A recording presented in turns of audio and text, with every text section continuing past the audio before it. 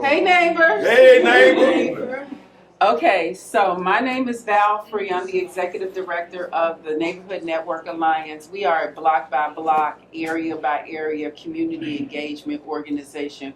We organize community members in South Shore around community development issues, quality of life issues. We're not a social justice organization, but we will partner with those who are. What we do is we focus on, do we have restaurants in the neighborhood? Do we have great schools? That type of stuff. And which is a part of social justice, but it's not a direct social justice type of thing. It's more around that particular neighborhood's focus. Today, we're going to be talking about how we rethink our language. The shift of hood to neighborhood. How many of us hear the word hood all the time? How many of us just think it's so endearing? It's so cute. Well, it's not. It is hurting our neighborhoods. You know, sometimes we don't realize that since this is a Christian organization, I'm going to be really free in this. Life and death is in the power of our tongue, and they shall eat the fruit thereof. And so we have to be careful about the things we say and how we say it. Even our best intentions can be our worst enemy. So with that being said, words shape our reality. Anybody agree with that? Words shape our reality. How we describe our communities impact the perception and the perception identity and our behavior. When we think about those type of things, we have to think about the work. When you think about that, you have to think about how you've used words that hurt our community. We can go to the next. And like I said, the goal is to shift from hood to neighborhood. The power of language. It shapes our understanding. Keep going. It carries connotations. It forms our identity. And it influences media. So I'll give you some stories, and then we could talk about some stuff. Back in 2013, Dominick's decided that it was going to leave all of Chicago. Anybody remember that? Yeah. Right. And at that time, I was just starting to organize block clubs. We were organizing, we had all the block clubs, everybody you could think of, and we were just getting started. We had just finished our mission statement when the news hit that Dominick's was leaving. When the block club leaders heard that, they blew up my phone. What are we going to do? What are we going to do? What are we going to do? What are we going to do? Well, we said, okay, we're going to have a meeting with our elected officials to see what can we do, to work together. Well, it didn't go that way.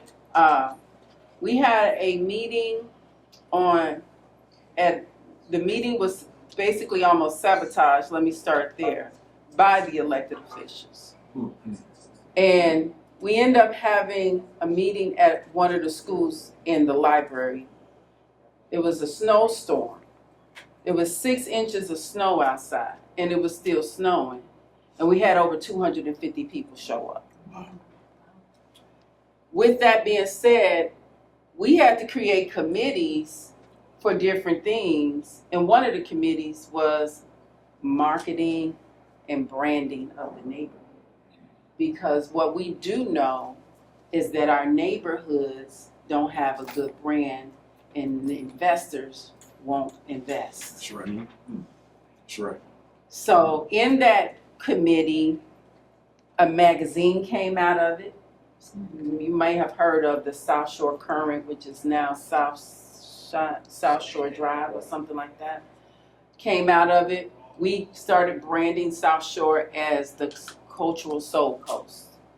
We started challenging media that said anything bad about South Shore, and for a good year, nothing bad was said. The committee was that strong.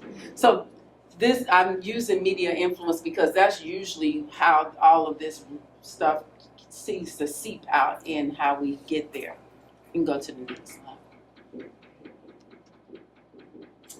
Understanding hood versus neighborhood. So I'm gonna ask a few questions. How many people have felt like using the word hood was great in this room? Like, oh, it's not a big deal. It's just a word. It feels cool.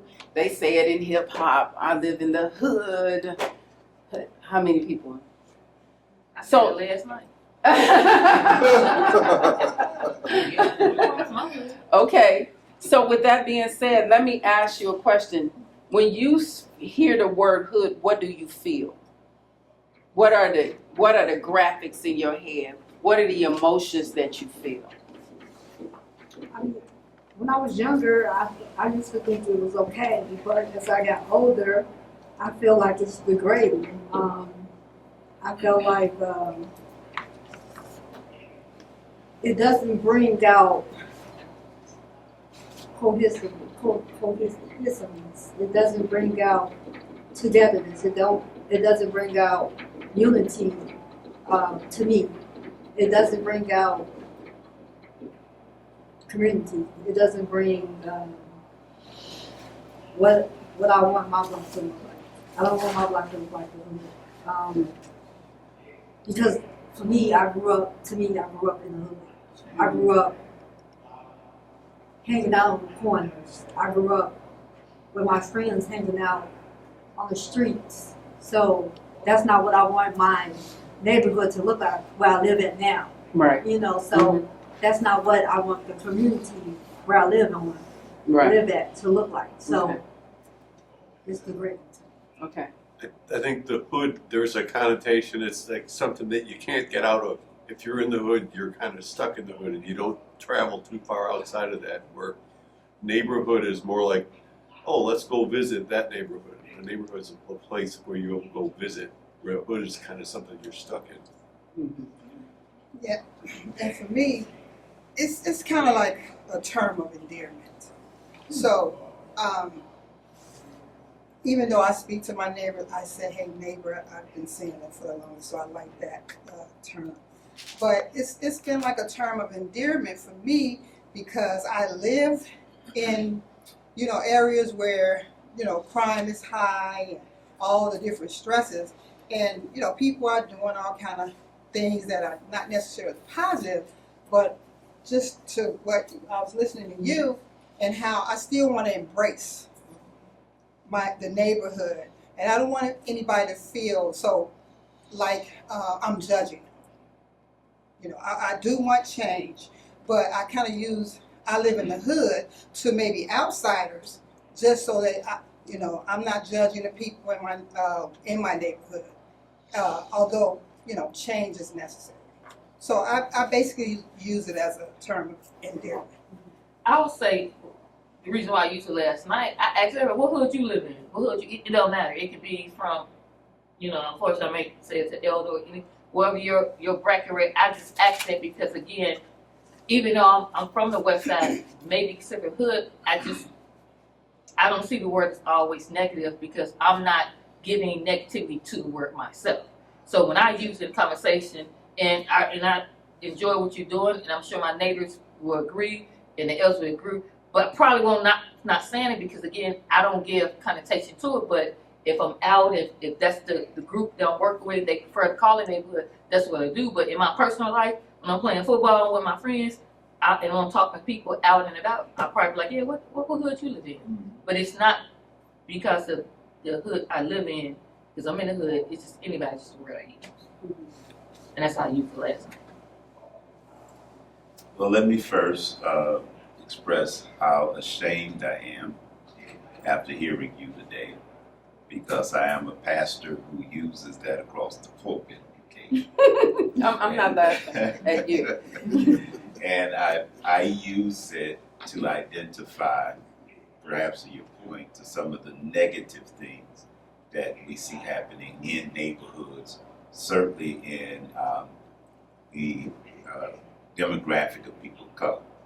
And so using it is in many cases indirectly describing the gang activity or the street laws and the drug trafficking and such. And you know, I grew up in such a climate, and there's even some humorous stuff that we would allude to or reference coming as I would across the podium. But I do hear you today, and I think that we do need to be very careful with how we use that. It's those negative experiences in some neighborhoods are not okay, and I think the way we use that phrase, that term hood, could probably send the wrong message. So, yeah.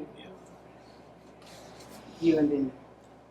Well, I would say that, you know, what's real is what's real, you know, and there are hoods, but unfortunately, I believe, as one of the police officers was saying, he dreaded coming to certain areas, the South Side, because he had heard so many negative things about what you may say is the hood.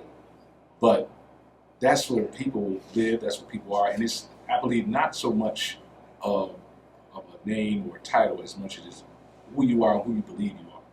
You know, just like, you know, I can remember stories about the projects, and I didn't grow up in the projects, I grew up in neighborhood.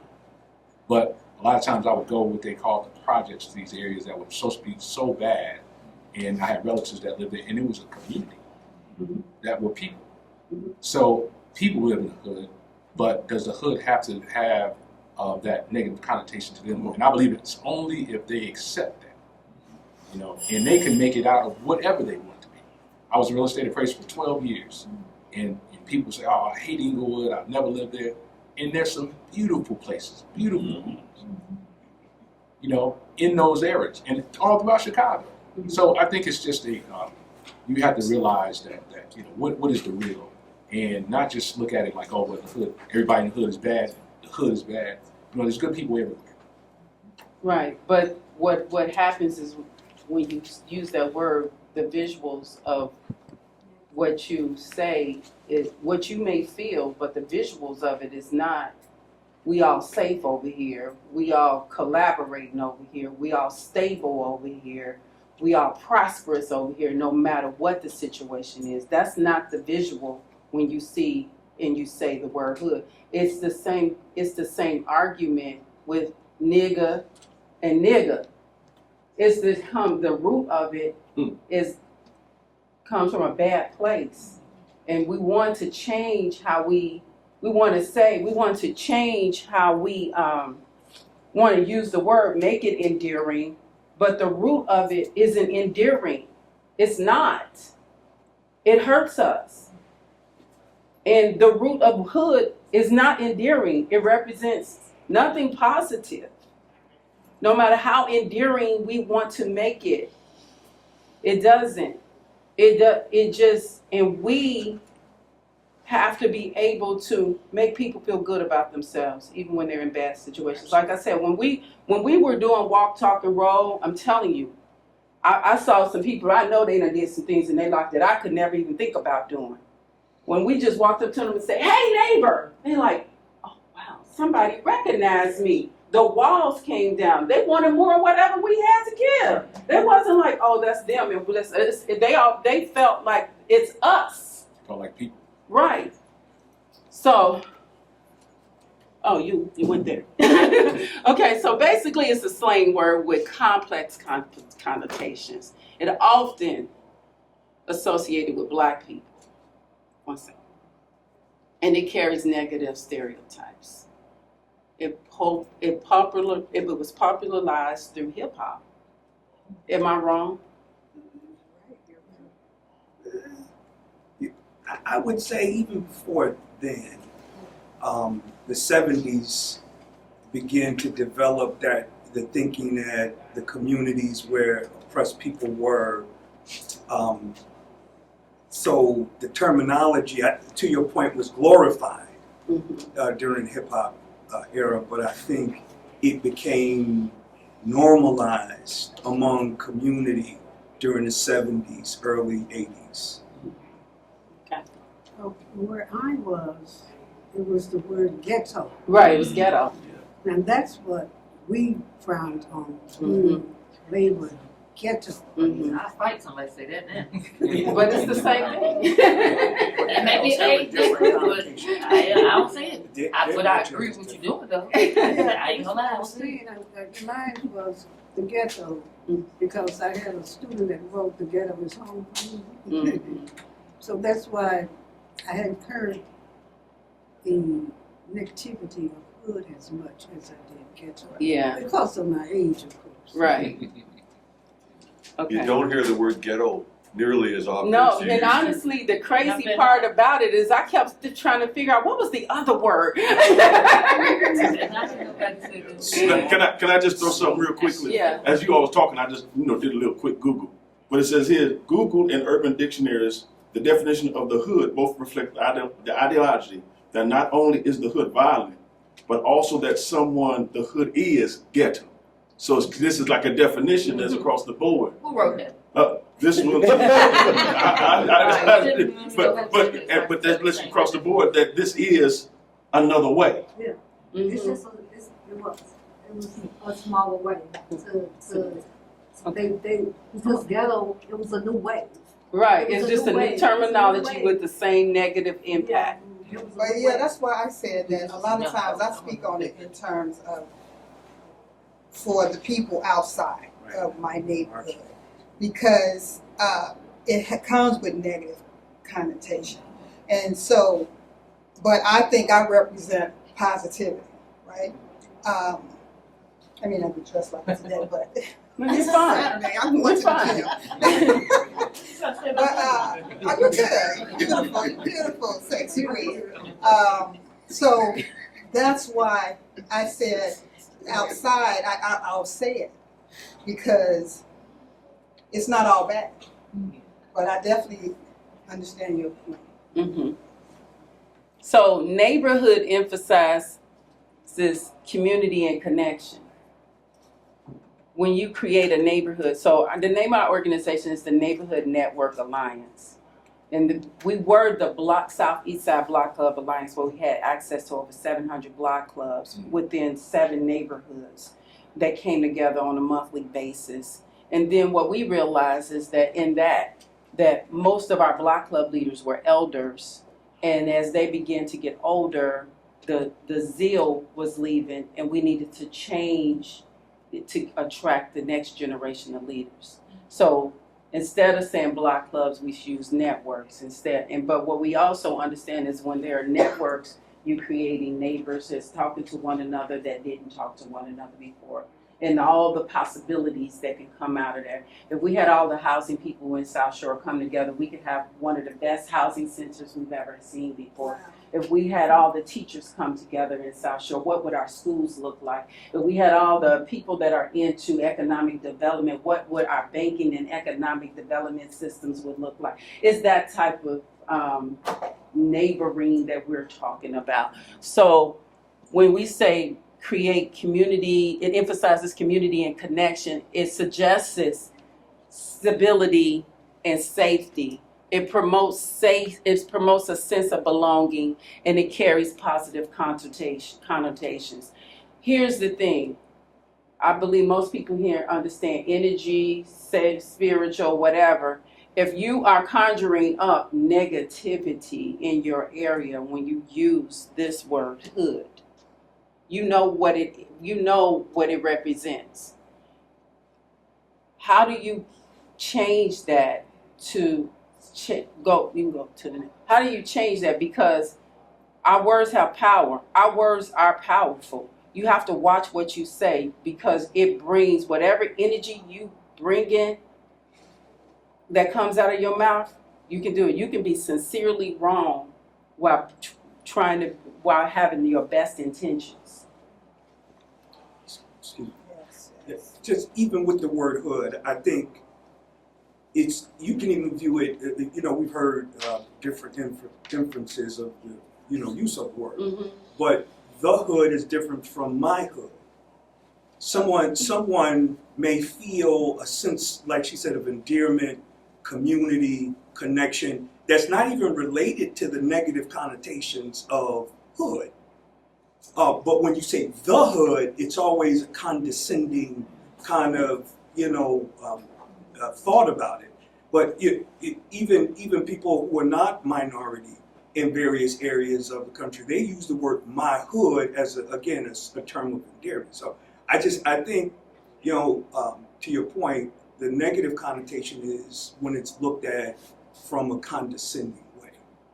Well, sometimes we're not even being condescending. We just say it because that's what we've been programmed to do. It's in the music. It's everywhere. But how do we deprogram ourselves to begin to say the things that embrace the things that we want our communities to look like? I can't. Were you ever out there when we were doing the walks? Mm-hmm. Can you tell? Like, the walks were powerful. They were. Okay. So, this, from the bottom, internalized stigmas. There's an economic impact on it.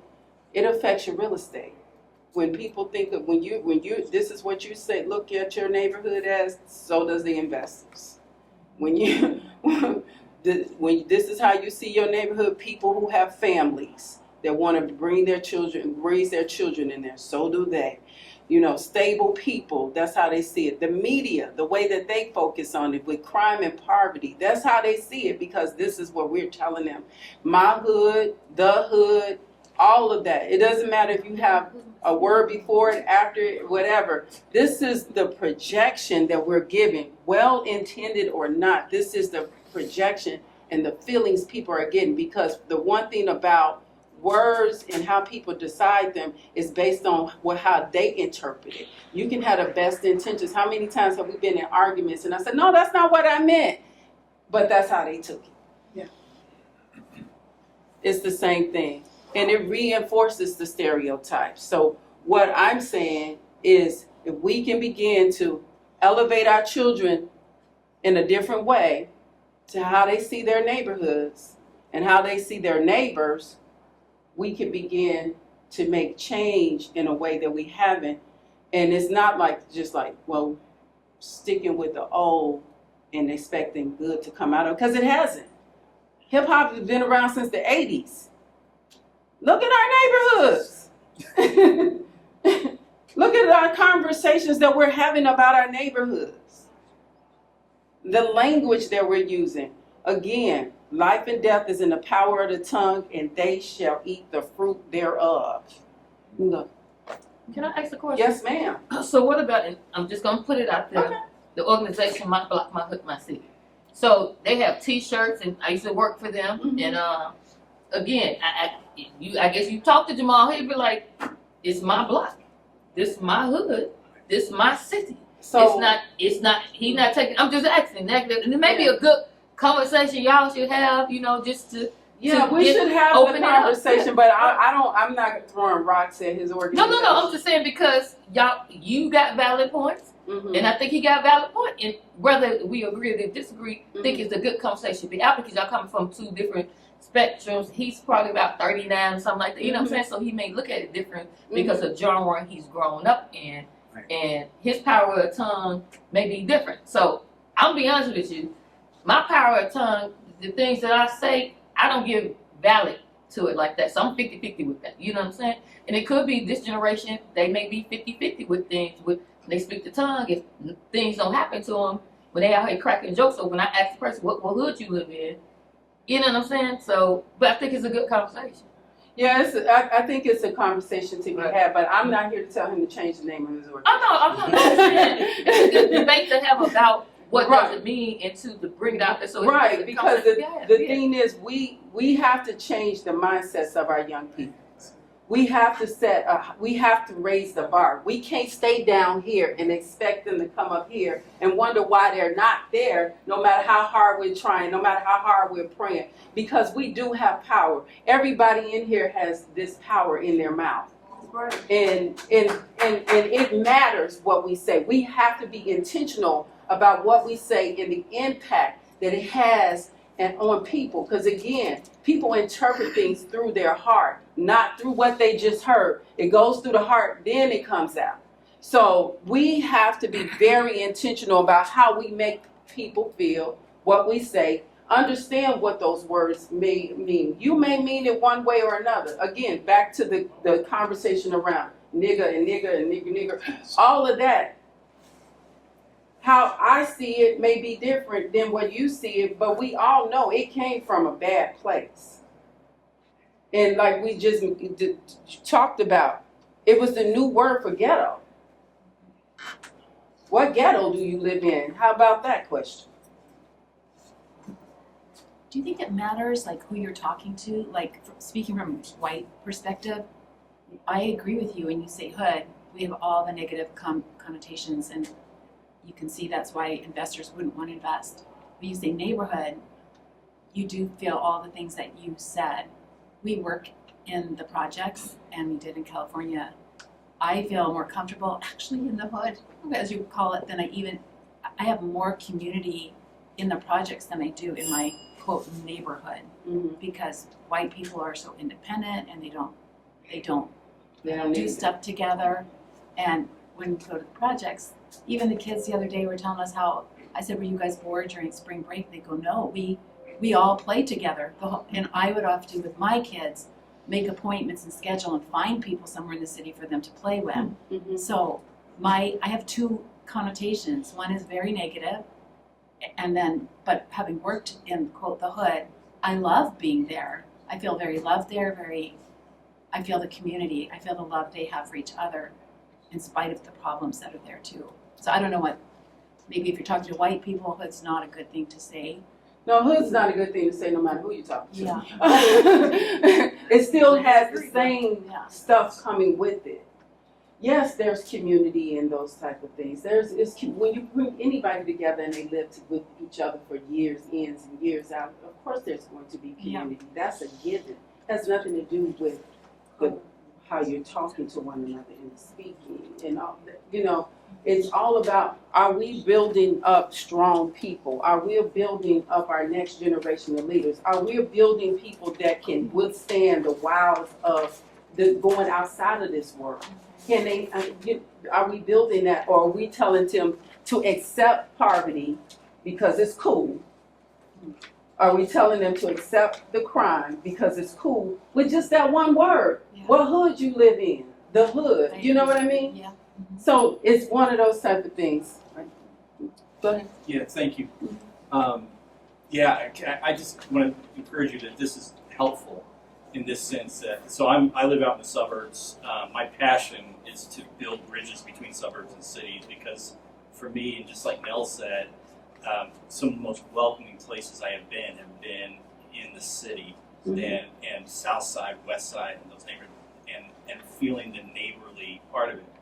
But in a lot of the context I'm in, that I live in, the conversation about the city is, if we don't even say the hood, but we'll say, well, I don't like going down to the city because I don't feel safe. And so when I can say something like, man, some of the nicest people, some of the best neighborhoods, some of the most friendly people I know are on the south side, west side, I get this look of shock. Are you kidding? Right? When I can say, no, I feel safe. I go down there all the time and I never feel unsafe. So the question is, are we looking for our children to live in thriving neighborhoods where they're safe, they can keep the doors open, and don't fear like someone's going to come in? They're educated or not. You know, they may even have a trade, whatever. But they are good. They are. You don't, when you go to bed at night, you're not too worried, but you might still have an element as parents. I know I do. I would want to. So when I say that, when you go into affluent black neighborhoods, they're not calling that a hood. That's not the language they're using. Can I just say how that? I'll finish and I'm done. Just how that changes the whole conversation when I can say they're neighbors. Exactly. They're not doing that. So do we want to mimic success, or do we want to mimic poverty and crime and use the terminology that spiritually keep you there, whether you see it or not, is the question. So, my question is, it's not the neighborhood, it's not the area that's south side, east side, west side. It's not the area that's the black people are living in or the white people are living in. Let's put color, let's put south, west side out of this. It's the community base. That's what it is. I'm a social worker. I'm a licensed therapist, by the way. So I'm working on trying to petition social workers to get paid more. It's never been done before, so that's my plan. I'm trying to take it from the United States all the way global to the United Kingdom. So never been done before. So it's not a color thing, but I'll be the first African American person to make this happen. Congratulations. Good job, girl. God will make it happen. But so my thing is, I would like for it to be a community thing. I don't want it to be a color thing. I don't want it to be like want everybody to be safe. I want it. Yeah. The issue is that the word is used in the color thing that we're it's not talking color. about. It's not a color thing. It's not a color thing. Everybody can be happy. It should be like a peace circle. You know, you guys make us happy. We make y'all happy. You know, let's not put color in it. Let's put community in it. Well, again, they're not saying hood in their neighborhood. Do you all use the hood for your neighbors? No. Rosie, that's my point. Right. Hold on, tell me their kids are. Right. So she was That's what I said. 100%. So I mean, I'm just being honest with you. Their kids are doing it. Yeah, they're So, doing it because we have glamorized it and they think it's cool. And it's not. Okay, so just, I'm sorry. Gentrification. let me, Gentrification has to change. In South Shore, But I'm with I'm a South Shore. You guys did rock. And I was there. You guys came to a lot of our block parties. Y'all rock. I love you. Thank you. Okay, so the importance of positive language, fostering inclusivity, creating a sense of belonging and shared identity, promoted pride, encourage celebration in local culture and heritage, improve self-perception. This is important, but contributes to higher self-esteem and community worth. Enhances relationships and promote healthier interactions among residents. This is what this could do if we start using it. Okay. Just reframing our conversation. Advocate for change, meaning in these small conversations when you're talking to people, start talking, hey neighbor, start saying neighborhood. In love and kindness, talk about why we don't use this word anymore or what the impact is. Community dialogues, engage in discussions like this in the neighborhood. Intentional word choices, because whether you're intentional or not, the enemy is intentional about using how you use your words. So be selective about inclusive terminology. Recognizing the language and the shape and how it shapes our perception of ourselves and outside people. Just being aware. Okay. So, building identity. Here's some ways to build identity. The language identity, creating positive narratives, influencing our behavior, growing together. This is stuff that we need to do to build our community identity. We have to reflect on the words that we say and reflect, share values and experiences and create connections. So again, if you are, all the teachers in the neighborhood are coming together, imagine what their conversations are like about school and stuff like that. Creating positive narratives. We should be telling our own stories, and it shouldn't be the hood told this story. My neighborhood is telling this story. Influencing our behaviors, promoting the mindset of collaboration, because we feel safe. It's not us versus them. When you can get the gang members in the room to talk about community or to be your eyes and ears while you working on community. That's what this is. Like, they feel included. They feel like neighbors and just growing together. Like, they feel, using that same example, they feel like they're a part of the conversation now. They feel like they want to contribute. And you'll be surprised. We have a lady in our neighborhood. Her name is Diane. She hated the gangbangers. She was calling them all kind of stuff. And she had an epiphany. And then she started embracing them. She has this garden. They know they doing all kind of stuff Monday through Friday. But when she have an event, clean up this street for Diane. Get off the corner. Let her guests feel safe. That is what's happening. Do you need anything? That's what's happening. Because she began to realize that they were her neighbors too, and they weren't going anywhere.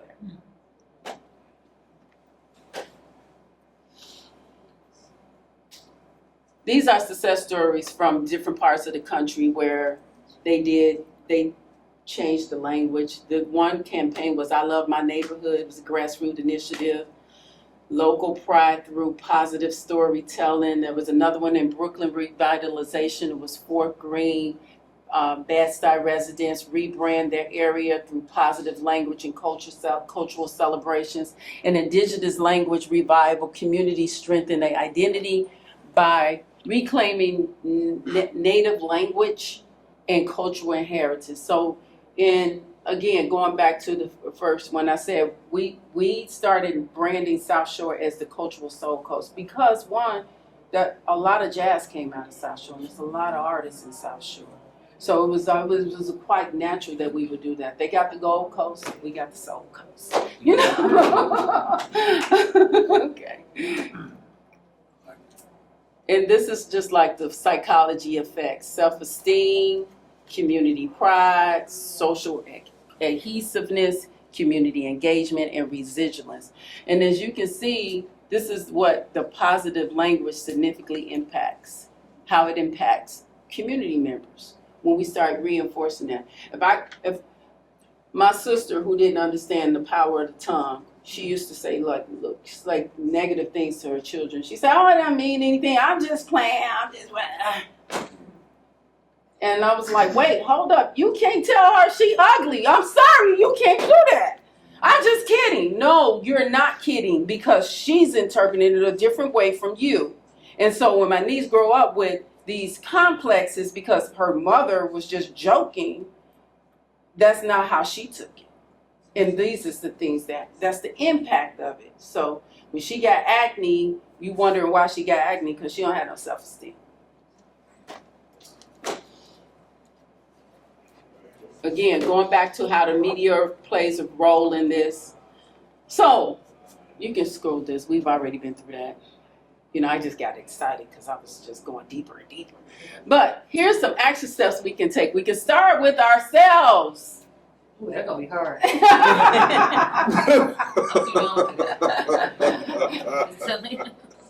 So that's okay. You can still do it. Adopt neighborhood in the conversation. Be mindful of the language that may perpetuate stereotypes. Just be mindful of it. Because you never know who you're talking to. You mind? Engage your community. Organize events and celebrate neighborhood identity. Listen to a sermon. Right? Create your social media campaigns. Highlight positive aspects. Come on. You know? Partner with organizations. Collaborate with the schools, the businesses, the nonprofits to promote positive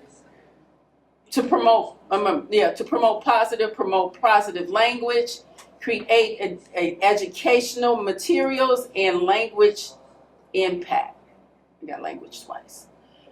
Influence the media. Now this one, y'all, when you're bringing all your community members together, this is how we start challenging the media.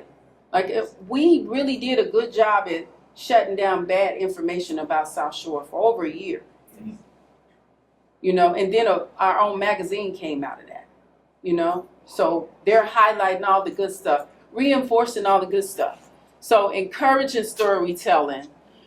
we have a podcast. It's called the Hey Neighbor Podcast, and all we do is focus on South Shore and all the good stuff that's happening, so we can promote more Black people to live there and bring their children to live there. I don't focus on the negative stuff because it's more good things that's happening than bad things that are happening. There are more good people in the world than it is bad people in the world. You know, you have your little segments here and there, but overall, people are really good people. So we should be looking at them like that. Can I Okay. say something? Yes. I've been living in South Shore since like the 80s. Up and down Jeffrey, 71st Street, 75th Street. I coached at South Shore High School. Get involved in the school, because that's where it starts with our young people. Our young If you people. change the way they think, then they can be better. It's like every time, you know, at the end of every practice, I would say, you know, we would say a prayer. And I would always speak life into the young people. I would always speak life into, you know, because some of them didn't even have a meal to eat when they went home from practice. Wow. You know, me and my wife, we would bring like chili or spaghetti. Let them see you. Let them see you change the neighborhood. South Shore, I've seen, it was a movie theater in South Shore. It was a bank on the corner of 71st and Jeffrey. It was the Dominick's that closed down. It was so many things in South Shore that were closed down. When the post office closed on 75th, I was like, what's going on? You know, What's going on? It's, It's a new you day. know, and I've had the pleasure of living there and seeing it change, but I want to see it blow back up. I live in South Chicago, which is still over east. I stay on Muskegon, but I know Hey from neighbor, look, 79 hey neighbor. I know from, I say 87th Street on down to 67th Street in Jeffrey and South Chicago and those areas. It's nice around there. Yes, it Yeah. is. We work hard. Up in 75th, the houses are boarded up, but they're beautiful. Yes, they are. Okay, good. No, my thing is, I'm going to ask Swift. I know we got to close that at 12. Could you give us, if you have time, a couple of testimonies of how the walks changed the community, Oh, yeah, yeah. and how long it took to change the community? Immediately. What happened was we started out with 5 people just walking and you know, we didn't know, we were just walking to say hello. We didn't have a theme at that time. And what we found is that every week it would get bigger, and cars that were driving by, they would honk, "Hey neighbors," to us, and it became like this thing. And people, if they didn't see us for a while, "Where you all been?" You know, it would be some of that going on. And communities, neighbors began to connect with one another. People who didn't know one another started meeting, doing their own thing, leaving me stranded.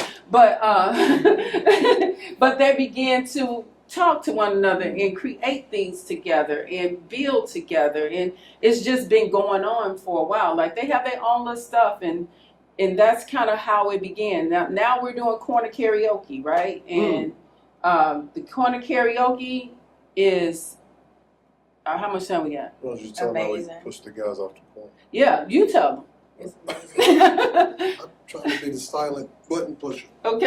You want me to talk about this? So you don't want to? You wasn't out there when the game. when the, I've been out there a lot. Okay. I be hiding. on but I- 71st and Jeffrey. Yep. Okay. But what? So I'm Danielle Richards, community organizer at the 5th District CAPS, but I live in South Chicago. That's what I said, hey neighbor. But I've been out to the corner karaoke's, and when I tell you, we have had some colorful experiences out there. But just to see us out there and people like, what are you doing? They were like, we doing karaoke. They're like, on the corner? Yeah. Why not? And the people that join in, even some of the colorful characters, I have the videos of it where some ladies of the night were out there, but they got some voices. And they came and they sang with us and they had a good time. And so whatever was going on in their life at that particular moment, that wasn't happening. They just had a space that they can come and have fun and meet people in the community, and the community was not judging them. And it's amazing. Like any Wednesday that I had that I was not working late out here in the 5th District, I was at the corner karaoke when I could. So I'm looking forward to it coming back. And I told my sergeant in 5 about it, and he's like, let's do it. So we've already got us a little karaoke machine, and so we're gonna be out here doing it. So it's amazing work. Like, So y'all better bring it to third. I might share my machine. I love y'all in third district Please too. come over But to I'm just third. saying, like, it's like, We already in third. oh, but you know, I got you in fourth. They 'cause I come live out in there fourth. with us. Yeah, I know, so but I'm they're just not saying, like, coming this is We're what in Val third. is saying, everything that Val is saying, I have been. Is third? Yeah, that's third. I ain't first time hearing about it. So y'all ain't, you ain't Man, doing where a you good job. been at? You ain't doing a Well, good job. You Who supposed to said everywhere. Diane's place, everything? I've been everywhere. I ain't never heard about no karaoke. But I We did got that. Anthony, tell them what happened in And- St. First. Yes, So yeah. we did our advertising beforehand, and on Facebook we were getting a lot of people. I'm saying jokingly, but not really jokingly, talking about, well, they better wear their bulletproof vests. This is our corner. And when I got out there, we have a professional singer that we've hired to help when there's nobody on the mic, just to keep the energy flowing. And I went across the street to help her carry her speaker and equipment across. And the drug dealers have been standing out there, and they suddenly bust out with this giant speaker and hooked up their little stupid There you phone, go. and they started playing their music and selling. And this is like minutes before we're supposed to start. Right, and so she looked and said, what are we gonna do? And I said, well, this dude, he didn't think this through, because I got 2 speakers and a professional singer. Oh, yeah. And she can really sing. Like, it wouldn't be an understatement to say she sings Whitney Houston songs as well as Whitney Houston does. She's Disney trained, very professional young lady. And when she got on the mic and started singing the popular one from the Bodyguard song, what was it? I was looking. She hit that note, and all the women standing at the bus stops waiting, they all turned and said, that girl can sing. And they all came across the street. And this dude is standing there ready to fight, but he doesn't know what he's fighting, right? Because if I came on there and said, get the and move off the corner, he knows what to do about that. Right. But he doesn't know what to do about this. Right. Come on. And are you really about to attack a bunch of women? Like, how do you even do that? Right. And so he just stood there like, what the? And he had this girlfriend with him who waved the other boys off, and then she made him sit there in the bus stop and listen to the music for the There next you hour. go. That's how you do it. Even though customers kept pulling up, because I guess they thought I was part of the crew. They keep coming up, and they get out the car, and they would come over to me, and I'd be like, hey, get out of my face.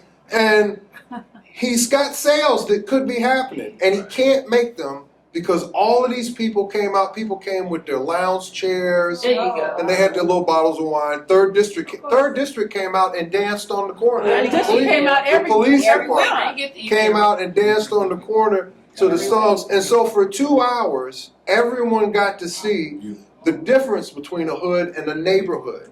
For 2 hours, everybody got to see what it would be like if they lived in Winnetka or Glencoe or any of these other areas that are up along the water. For 2 hours, there was a possibility that this is what this could be like, and all it takes is for you to come out here.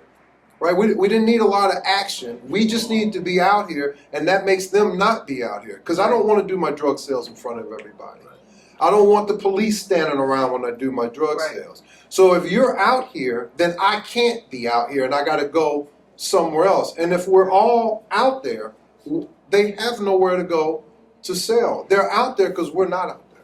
That's right. That's what I'm saying. So, And just one quick comment. Where there is light, darkness cannot exist. Right. So you always Yeah. showing the light, and it had to. It's just, exactly. So, building a stronger community together, just one word. One word. Just take one word to take the change in perception. 1 second. Commit 100% to positive language to create the lasting change we need for our next generation of leaders.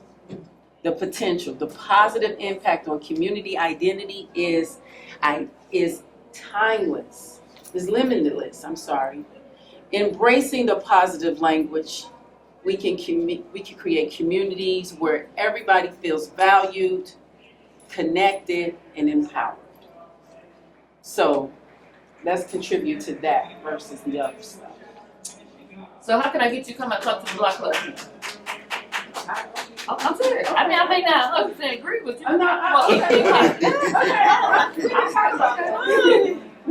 I'm promoting them. So a question, the threat of violence feels real to a lot of people, especially if we haven't done this before, especially if we haven't seen it, as you're talking about it. So I just wonder what you say to people as a response to things like what he said, man, you better wear your bulletproof vest. I would assume that might keep a lot of people from activating something like this. So just would love to hear your insight. What we did was make sure that we had video footage of every week that we were out there.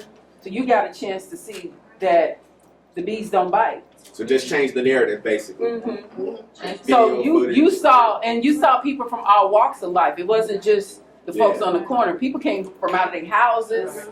They brought their chairs, Stop their cars. little kids, elders, all walks of life, all forms of all the demographics you can think of. Say what's From up to them. Like, hey, the wealthiest to the poorest, to the educated to the Wonderful. yes. Beautiful. So how you all feel? Y'all ready for a project? Y'all ready to make this? I'm doing a hello walk soon. I'm gonna get you. Y'all come over to do it. Come on, I'm already together. You enhance it with this. Okay. I'm serious. Okay. We can I'm work on it. working What do y'all Everybody feel? just sign my petition, that would be great. What do you all feel? Have you Awesome. tell our Awesome. kids That's neighborhood down at Like Parks and part-time. Parks? Yeah. Okay, Yeah. thank you. That You're is welcome. You're Let me welcome. get you Great the presentation. different email. Thank you. I appreciate that. That's cool that you got So thank you all for You participating. have any cards? You know, I rushed out the house. I don't have a card, but I can give you our website information and our telephone number.